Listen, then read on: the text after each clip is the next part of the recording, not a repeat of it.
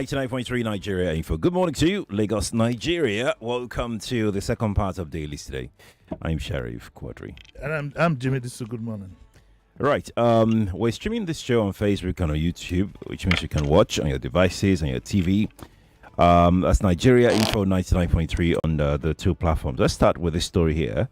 As expected, the story is on page 5, and as expected, that's where we're starting from.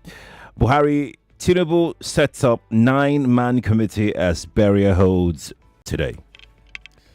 Thank you, Sheriff. So. Right. Okay. So you, the news is out there. You already know. Buhari died on Sunday, and I suspect his body would have arrived overnight if it hadn't arrived late yesterday evening, and he will be buried today in Daura, I think in his house. May his soul rest in peace. Let me first of all read the riders that we have here. Today has been declared, of course, it's a public holiday. That's why you're not at work. If on your way to work and you haven't heard, just take the same bus back. Okay. It says that Shetima pays condolence and a visit to Buhari's family in London. Abdulsalami Abubakar said something that is completely embarrassing. I was with Buhari in the same hospital, one of the most expensive hospitals in Harley Street, housed 2 former presidents of Nigeria, a country that way back in the 60s, the king of Saudi Arabia, when he fell ill at that time, he came to UCH in Ibadan. Google it. Or like Peter Obi says, Go and verify. Go and verify. It's 62 or 63 thereabout. The king of Saudi Arabia came to UCH. Now, one of the most expensive hospitals on Harley Street. If you are used to the city of London, you know Harley Street is where the very expensive clinics are, and they housed 2 of our ex-presidents. But the politics of that and whatever, we'll talk about that some other time.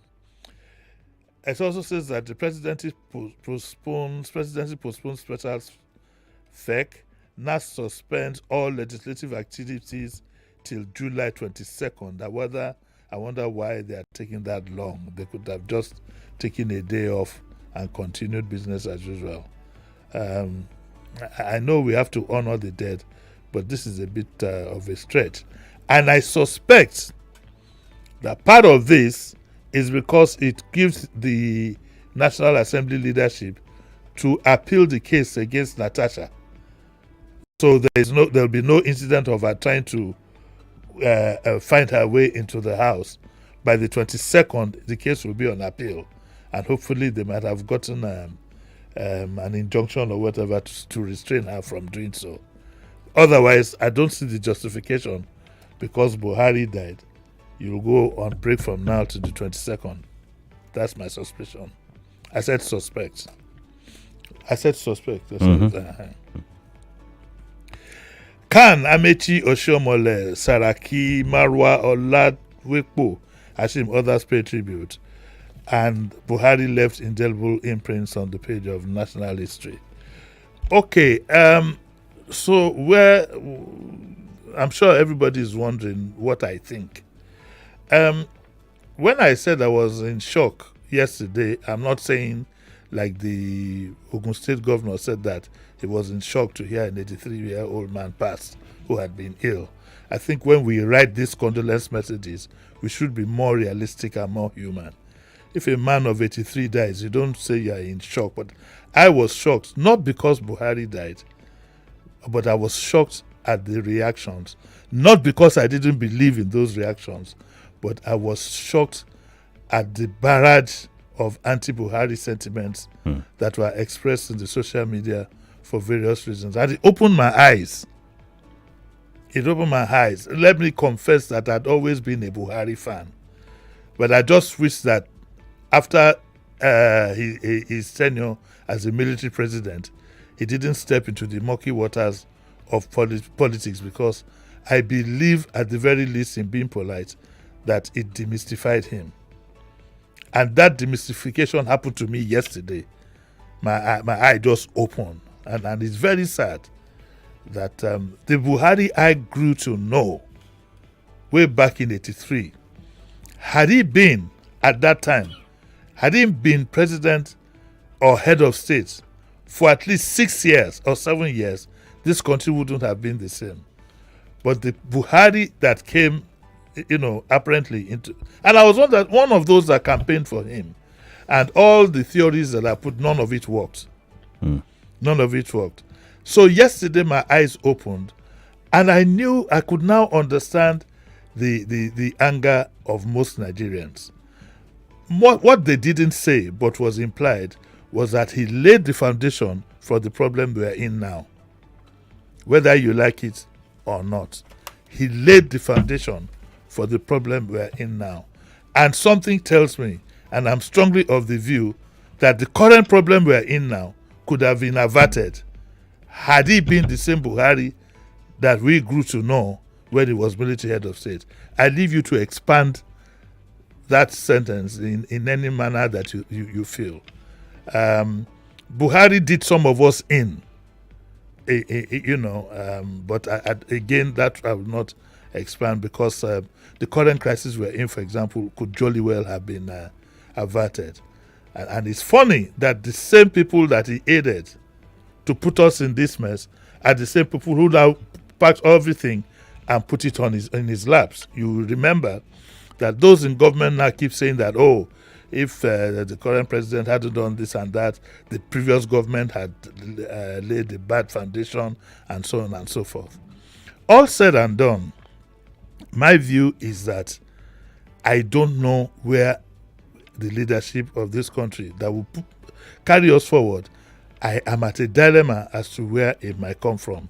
And I must say that in that regard, I'm a defeated species, and I would need assistance from people to show me a direction in which Nigeria needs to go now.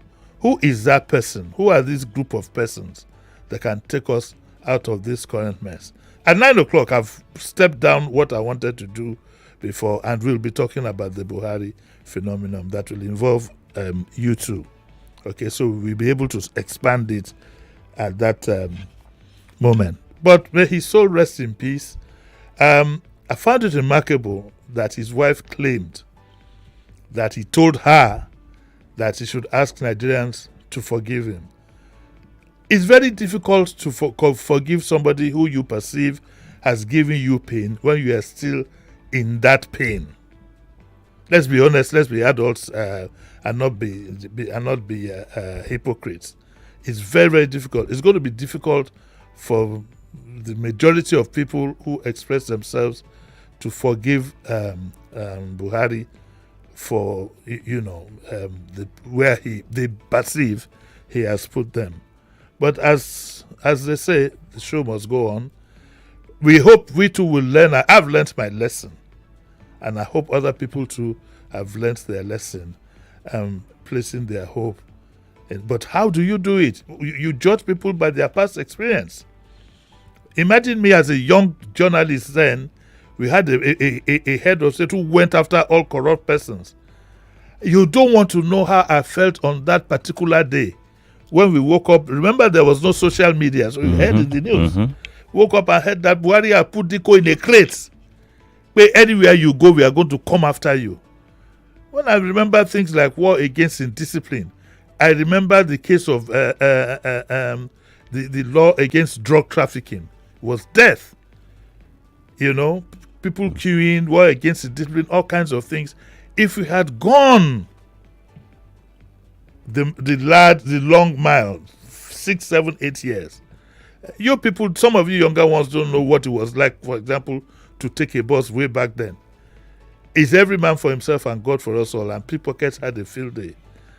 And in Buhari's time, if NEPA disconnects your meter and you go and put it together, the penalty was death. And guess what? He was looking for examples. That's one thing I liked about him then. The unfortunate decree, it caught somebody like Bernard Owo. I was even surprised I remembered the name. I used it to harass Sheriff that my memory is working. Bernard Owo was involved in he was caught at the airport with drugs. let's say he was caught last week Thursday.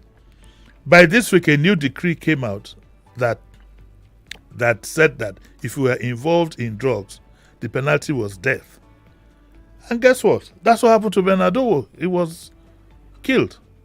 That's one of the unfortunate sides of it. But I somehow, it would have been difficult at that time, not, of course, under a military government, that for you to institute that, for you to start that war against indiscipline, crime, and whatever, some eggs, to make that omelette, some eggs will have to be broken. Some of the politicians had the set of twins in prison. He threw all of them in prison. By the time the Maverick came out, that footballer came out, he had pardoned everybody and his business as usual. And the result is what you have today. But let's wait till 9 o'clock. We'll be able to talk more about it. Indeed. Let's go take this next story here. This is from the Vanguard. And this story reads, more tributes as Awujale is buried in Ijebu-Ode. That's my second hero. Of all the traditional rulers we've had in my own lifetime, the Awujale is the one I respect the most. And even though I remember one time Fred Oshibogun, I think he has some title was going to arrange for me to meet him, and it's very painful that Fred did Oshibogun. He didn't keep up to his word to make sure that I could meet the Awujale. He was highly respected. He was a man of principle. He had his faults like any human being, but he was a man of principle, and he stood by his people. Go and ask her how he saved Dia's life before, of course, death set in. You need to read his memoirs, and may his soul rest in peace. I'm surprised that most of the stories here, none talked about the presence of Mike Adenuga at his funeral. I hope all is well, because that was one of the closest persons to him. Indeed, I think they're related. So he passed away. He was buried in the Muslim way, because that's what he wanted. Now listen to the things that happened there yesterday. It says here, markets closed. That's the usual thing. Mm-hmm. But it says, traditionalists interrupt burial midway. What was it? The traditionalists who came in their numbers were prevented by security operatives from the Nigerian army, who marched them to the gate. I think that was very, very unfortunate. I think my people need to go back and agree. And let us agree whether being an Oba is just an honorary title, or being an Oba, he is, as we expect it to be, the custodian of our culture and our religion. So what we're saying is that a whole Oba of Ijebu-Ode, who had been an Oba for 65 years, had no traditional representation at his funeral. So as far as that goes, to my mind, he was buried as an ordinary person. And I think we need to make up our minds about this thing. Not just Yorubas, all of us as black people. That's why you would have a president insult you in public. When President Trump told the Liberian president, "Oh, I see you can speak English so well. Where did you go to school?"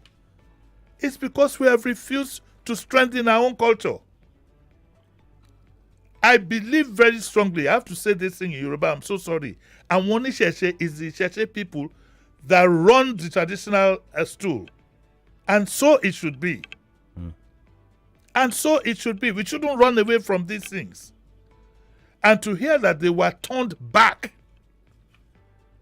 I think should set us thinking. I tell you this, people who do not know their traditions and honor their traditions are not going anywhere.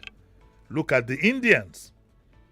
If you are the 10th generation of India, of your family in India, and you are born in the UK, you will speak your language, you will mingle amongst your people, you will know your traditions. Look at the Indian who became Prime Minister of the UK.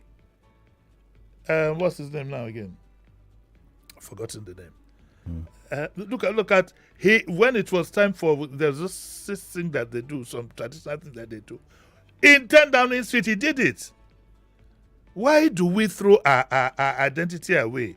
Why do we throw the baby away with the bathwater? Sorry? Something Sunak. I can't remember. I thought you said Oshinsin. It's Sunak, something Sunak. Yes. I thought you said Oshinsin. Okay, Prime Minister. We throw away the baby with the bathwater. And therefore, we don't have a standing. It's a big pity. I believe if you have your own strong religious inclination, you shouldn't go near Obaship. That is where I stand. And I have no apologies for that. So I think this was a bit of a dent, and I believe traditionally it might have repercussions. Yes, you can't run away from these things. It's very sad, very, very sad. But he, in his lifetime, had moved against this. And like I said, baby with the bathwater, there are some things that the traditionalists do that you think are no longer proper or relevant. You can expunge that part.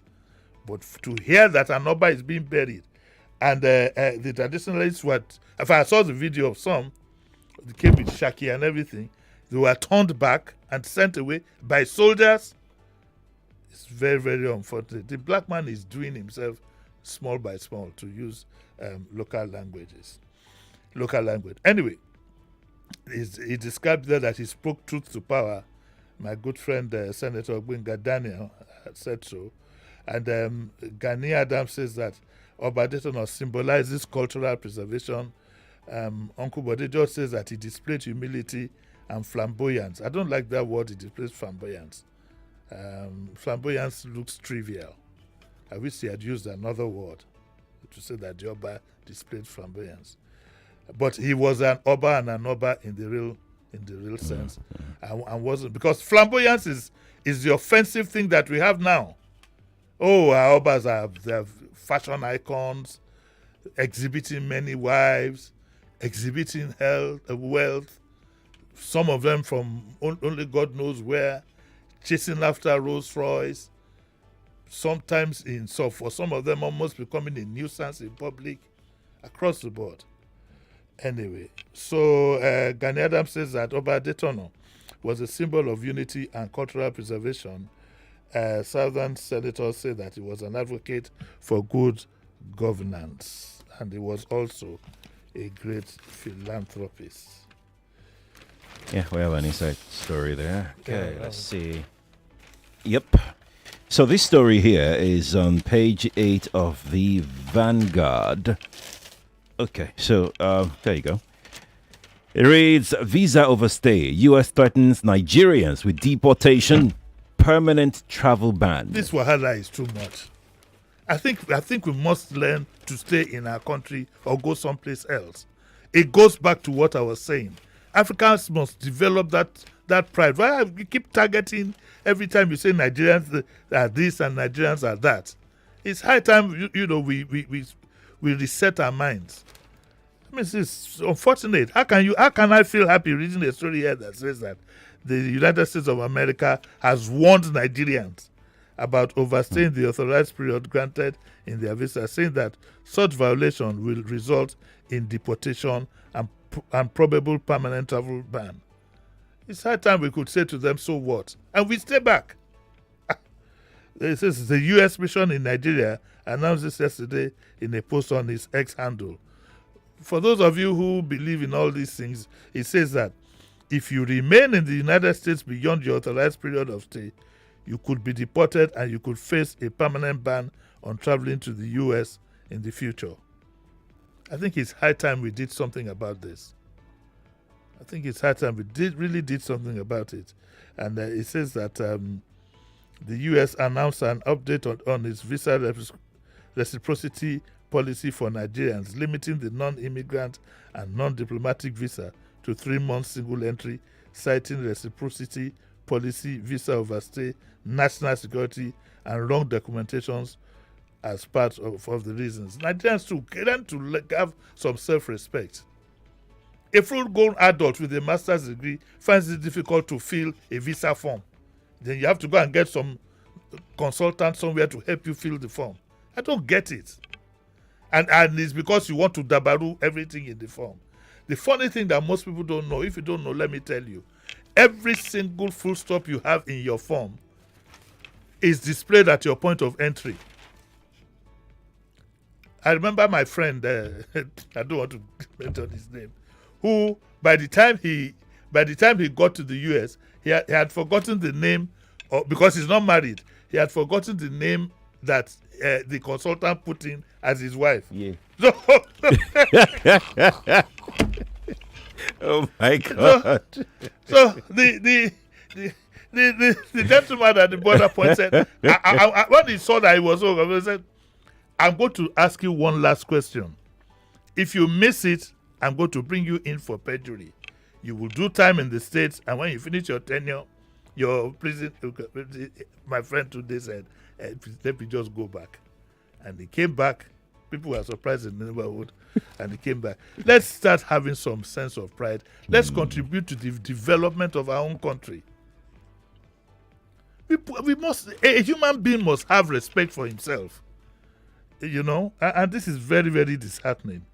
Nigerians always seem to be the target. For example, it says that the United States government has further announced a fresh $250 mandatory integrity fee for students, workers, and tourist visas. The implication of what this tells me is that when you apply for a visa, you are going to pay a $250 mandatory integrity fee. It's insulting. It's insulting. I don't even like, I have to pay for integrity. $250 integrity fee. So whether you're a student, you're a worker, or you're a tourist. In addition to the integrity fee, the bill introduces several non-waivable travel-related surcharges. This include a $241 to $94 whatever fee, a $13 electronic system for ESTA, for visa waiver programs, and so on and so forth. I'm sure I don't need to tell you that as we speak, unless you have something urgent to do, and this probably applies all over the world, this is not the best of times to go to America. I planned my trip and I've cancelled it. I will stay here. If death comes, so be it. You know. So that's what you have here. You might read the story in the Vanguard, and it's on page 8. Visa overstay. U.S. threatens Nigerians with deportation and permanent travel ban. Person will no go America, not go die. Nothing go do him. Yes, actually, I mean you're spot on. I just want to, I mean, I'm trying to figure out what the obsession about America is. I'm trying to figure out whether it's just for bragging rights that Nigerians go there. Because that money that you're going to spend, I mean, look, it's your money. You can spend it as anyhow you like. But I just want to say there are fantastic places that you could go elsewhere. Honestly. Fantastic places. Countries. And the funny thing is, fantastic places. I've been to the States so many times, and I don't see what the big deal is all about. Forget what you see in the movies. Forget what you see in the movies. I don't see what the big deal is all about. I forget it. There are fantastic places you can visit. With the social media now, you don't have any excuse. You can't say, oh, I just wanted to go and see. If you go through the social media, you can see. And you can see that there's no big deal. There is better countries. Even in Africa, you can, which is sad because Nigeria is not one of those countries, but that's a story for another day. All right, we're going to move on. I mean, that particular topic is something that we could do a whole program on, actually, because it's like you said, it's now borderline insulting and denigrating a human being. You know, you treat them. You see the way they call them ICE. ICE. Running people, handcuffing them. Let's have some pride, though. Let's go to the HealthWise Plus page of the Punch. Yes, let's go through it very quickly. The first one that caught my eye is the story here that says using breast milk to treat eye infection may lead to blindness. It says, senior eye care experts have warned Nigerians against the use of breast milk and cow urine as remedies for eye infections and diseases, warning that such practices could lead to serious complications, including blindness. Let me be very honest with you. If you have an eye problem, go to an ophthalmologist. Remember that if you apply the wrong thing to your eye, and there are many people on social media that are telling people to put this in their eyes, put this in their eyes. You see this, you see junk, you see this. Don't put cow urine and like a young Agwalagwa will say, hey. That is it. They are warning you.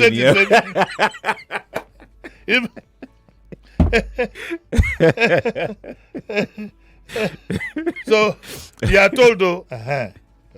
You see, you just said, hey, no.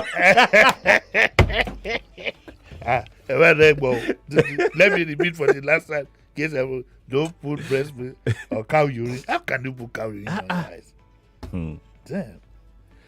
Over 5,000 resident doctors abandoned exams for overseas job. 5,000 resident doctors. Jackpot. Okay. Power restoration in Lagos community after Punch Health Files report excites pregnant women. Firm supports 1,000 Lagos school girls with sanitary pads. NMA, NALD demand end to doctors' casualization. And that's about all. Remember, if you have any problem with your eyes, it's different from taking a bow. Yeah. If you have any problem with your eyes, see an ophthalmologist. Yes, you have to go. We must go. Well, okay. You're back at 9. I'm back at 9. We'll look at the Buhari, whatever. Brilliant.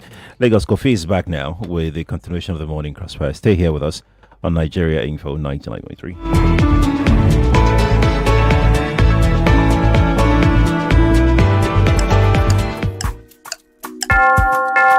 7 p.m. Don't knack, na yellow clock be that.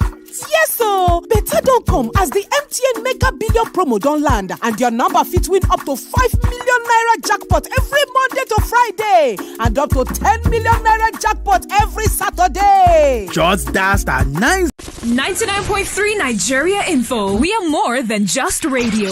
Subscribe to our YouTube channel at Nigeria Info FM. Check us out on Facebook at Nigeria Info 99.3. Follow us on Twitter at Nigeria Info FM and on Instagram at Nigeria Info FM Lagos for live updates as it happens. 99.3